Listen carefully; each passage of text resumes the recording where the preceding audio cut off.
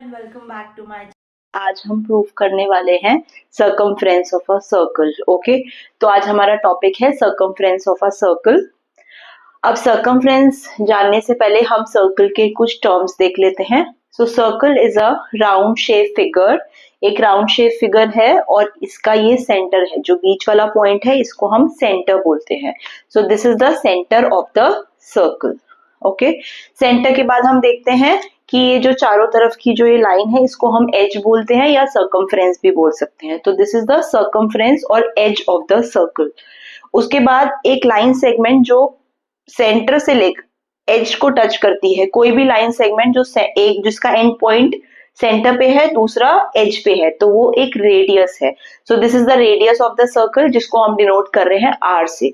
तो आर एक रेडियस है यहाँ पर सर्कल का। और भी रेडियस हो सकते हैं, जैसे एक लाइन यहाँ पे सेंटर पे से लेकर एज तक जा रही है, तो ये भी रेडियस ही है। ओके, तो हमें तीन चीजें पता चल गई, center, this is the edge चारों तरफ वाली, और ये रेडियस है सर्कल का। ये तीन टर्म्स हमें पता चल गई। अब हम बात करते हैं सर्कमफ्रेंस ऑफ द सर्कल। तो सर्कमफ्रेंस ऑफ द सर्कल है हमारा ये जो एज है इसी का सम टोटल। ओके, तो इसको हम प्रूव करते हैं आज। किस तरह से प्रूव कर सकते हैं? तो हमें जो फॉर्मूला दिया गया है सर्कमफ्रेंस का, वो दिया गया है 2 पाई आर।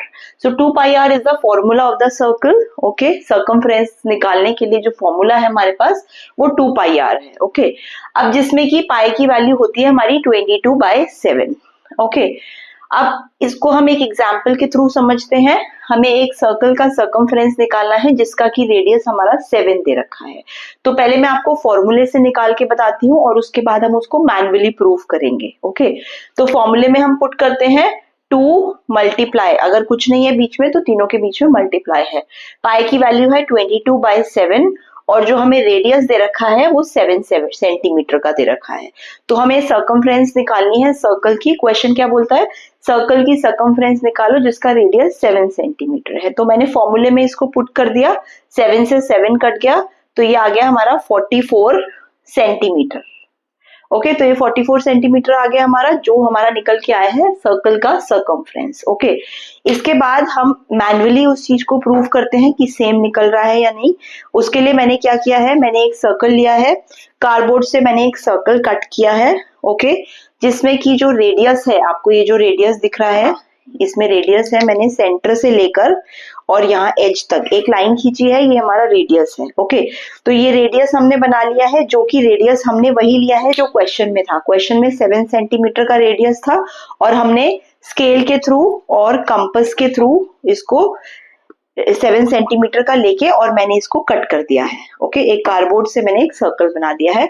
अब अगर हम इसको मेजर करते हैं तो इसका जो रेडियस है वो आपको एग्जैक्टली 7 सेंटीमीटर दिखेगा, यहाँ से लेकर यहाँ तक। ओके, तो 7 सेंटीमीटर का रेडियस का मैंने एक सर्कल कट कर दिया है।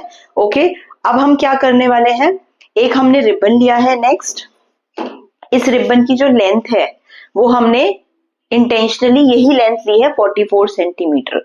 तो ये 44 सेंटीमीटर की लेंथ का रिबन है हमारा। इसको हम देख लेते हैं, चाहे स्केल से हम इसको एक बार देख लेते हैं। इतना जैसे हमारा, हम इसको कैलकुलेट करेंगे, इतना हमारा हो गया ये 15 सेंटीमीटर। उसके आगे हम देखते हैं ये अगेन 15 सेंटीमीटर, 15 और 15 30 हो गया। और उसके आगे जो है ये 14 सेंटीमीटर का है। तो 15 + 15 + 14, तो ये जो हमारी लेंथ है इसकी रिबन की, ये 44 सेंटीमीटर है। ऑलराइट, अब हमने जो सर्कल लिया था इसको सर्कल के चारों तरफ हम लपेट के देखते हैं। अगर ये पूरा फिट हो जाता है दैट मीन्स ये फॉर्मूला जो है हमारा करेक्ट है और ये दोनों चीजें मैच करेंगी, क्योंकि ये हमने सर्कल जो लिया है वो भी हमने 7 सेंटीमीटर का लिया है और उसका एज का लेंथ हम निकाल रहे हैं इस रिबन के थ्रू। ये रिबन मैंने 44 सेंटीमीटर का लिया है, जो हमारा आंसर आ रहा था। अगर ये इस पे पूरी तरह से फिट हो जाएगा तो दैट मीन्स ये हमने इसका जो मैन्युअली है ये हमारा सेम आया है फॉर्मूले से। ओके, तो ये प्रूफ हो जाएगा। तो मैं इसको यहाँ पर इस तरह से गोल घुमाती हुई इसको यहाँ फिट करने की कोशिश करती हूँ और आप देख रहे हैं कि ये पूरा एकदम एग्जैक्ट फिट हुआ है, यहाँ पर ना कम ना ज्यादा। तो ये एग्जैक्ट फिट हुआ है यहाँ पर, इसका मतलब जो इसकी जो लेंथ है सर्कमफ्रेंस की वो 44 सेंटीमीटर हमने इसको रिबन के थ्रू मेजर कर लिया है और फॉर्मूले से भी हमारी 44 सेंटीमीटर आई है।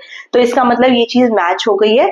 अब हमारा कॉन्सेप्ट क्लियर हो गया कि जो सर्कल है उसकी जो एज है उसकी जो लेंथ है वही हमारी सर्कमफ्रेंस होती है।